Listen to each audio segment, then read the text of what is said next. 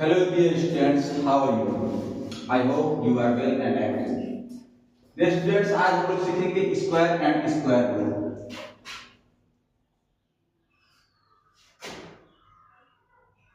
Square and square root. किसी भी संख्या का स्क्वायर क्या होता है? जैसे मान लीजिए कोई संख्या ये है, तो इसका स्क्वायर क्या होगा? तो हो जाएगा स्क्वायर ऑफ ए। तो किसी भी संख्या का स्क्वायर अगर कोई संख्या दिया उसी संख्या का उसी संख्या में गुणा कर दें तो जो गुणनफल प्राप्त होता है वही उसका स्क्वायर होता है।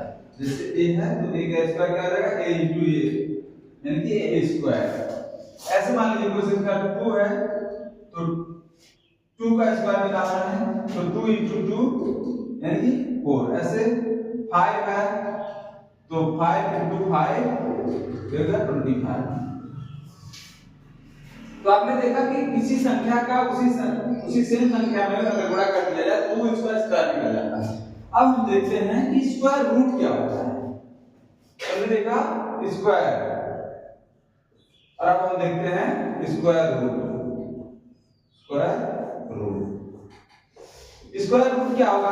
जैसे हमने अभी देखा कि यहां से इसी संख्या का इसी संख्या में कोई संख्या उसी संख्या में गुणा करने पर उसका स्क्वायर प्राप्त होता है।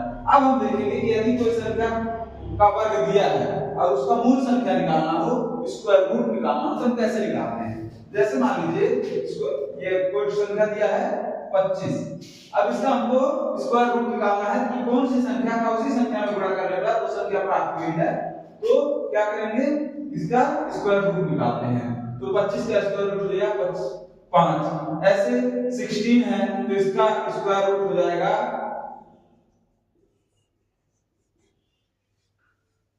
16 है तो इसका स्क्वायर रूट हो जाएगा 4। ऐसे a स्क्वायर को संख्या दिया है तो इसका स्क्वायर रूट हो जाएगा a।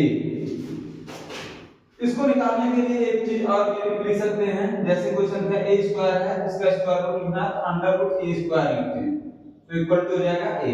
ऐसे ही मान लीजिए कोई संख्या दिया है 144 इसका स्क्वायर रूट निकालना है, इसको लिखते हैं ऐसे